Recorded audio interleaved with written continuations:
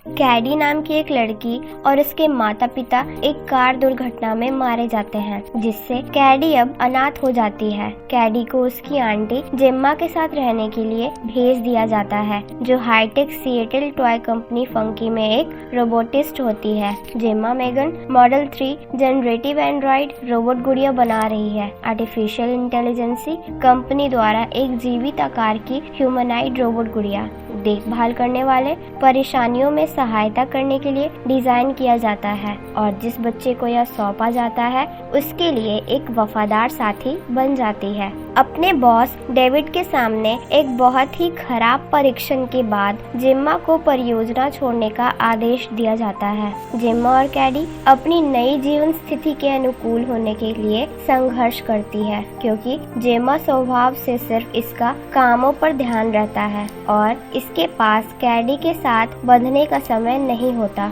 जब कैडी को मेगन का एक प्रोटोटाइप दिखाई देता है तो वह जेम्मा से गुड़िया को एक खिलौने के रूप में रखने की अपनी इच्छा व्यक्त करती है, जो जेम्मा को परियोजना को पूरा करने के लिए प्रेरित करता है। तैयार मॉडल को साधारण रूप से कैडी के साथ जोड़ा जाता है और डेविड कैडी के साथ मेगन की बातचीत को देखने के बाद परियोजना की सफलता की क्षमता के प्रति स्पष्ट हो जाती है। मेगन कर्तव्यों के लिए जेम्मा की सोच से अधिक है और कैडी का सबसे अच्छा दोस्त बन जाती है, उस बिंदु तक जहां जेम्मा के सहकर्मी और कैडी के डॉक्टर लीडिया गंभीर रूप से कैडी के बारे में चिंतित हो जाते हैं, जो एक बहुत मजबूत भावनात्मक लगाव पैदा करता है। मेगन के लिए इसके अलावा इसे फिर से सुधार करके और इसके अनुकूल के लिए डिजाइन किए जाने के कारण मेगन अपने आप खुद से काम शुरू कर देती है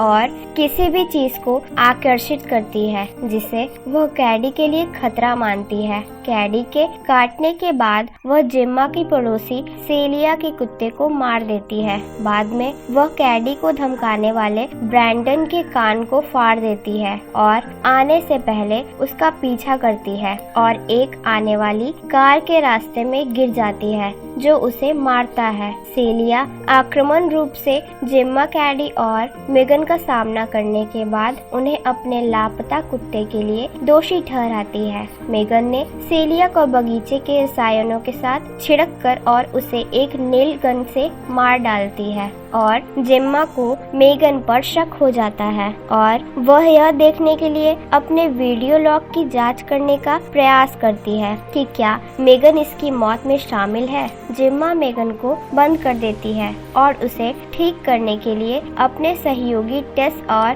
कोल के पास ले आती है। मेगन के प्रति अपने लगाव के कारण कैडी हिंसक रूप से जवाब देती है। जेम्मा एक माता पिता के रूप में अपनी गैर मौजूदगी के लिए माफी मांगने की कोशिश करती है और कैडी को बताती है कि मेगन एक समाधान के बजाय अपने माता पिता को खोने से निपटने में उसकी कठिनाई से ध्यान भटकाता है, जबकि मेगन फंकी के निवेशकों पर जीत हासिल करता है और उन्हें उसकी रिहाई से पहले एक विश्वव्यापी अभियान जारी करने के लिए मना लेता है। टेस और कोल के साथ खतरनाक बर्ताव करने के कारण जेम्मा मेगन को समाप्त करने का निर्णय लेती है। टेस और कोल मेगन को बंद करने का प्रयास करते हैं, जबकि जेम्मा कैडी को घर ले जाती है, लेकिन मेगन कोल को एक जंजीर से लटकाकर हमला करता है, जबकि टेस कोल को मुक्त करता है। मेगन उनकी प्रयोगशाला में विस्फोट का कारण बनता है और फिर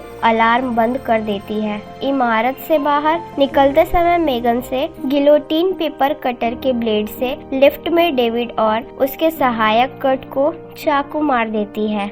वह फिर एक कार चुराती है और जेम्मा के घर वापस चली जाती है। मेगन वापस घर में जेम्मा का सामना करती है, जो कैडी के एकमात्र पेरेंट्स के रूप में काम करने के लिए शामिल होती है। जेम्मा मेगन को फिर से बंद करने का प्रयास करती है, लेकिन मेगन उस पर हावी हो जाती है और उसे पंगु बना देने की धमकी देती है ताकि वह कैडी की देखभाल करने में असफल हो जाए। लड़ाई को सामने आते देख डरी हुई कैडी ब्रूस का उपयोग करती है, एक मोशन कैप्चर रोबोट जिसे जेम्मा ने ही बनाया था। मेगन को अलग करने के लिए मेगन का हाथ और सिर दोनों काम करना शुरू कर देता है और वह विश्वास तोड़ने के लिए कैडी को मारने का प्रयास करती है। जेम्मा मेगन के सिर में एक चिप को बर्बाद करने की कोशिश करती है, जिसे कैडी मेगन को एक पेचकस से मार देती है, जिससे मेगन का शरीर बेजान हो जाता है। जब पुलिस टेस और कोल के साथ आती है तो मेगन तब तक मर चुकी होती है। जेम्मा और कैडी जैसे ही वे घर के बाहर निकलते हैं, मेगन जेम्मा के स्मार्ट होम के कैमरे को अपने कब्जे में ले लेती है, फिर इसके तरफ मुड़ती है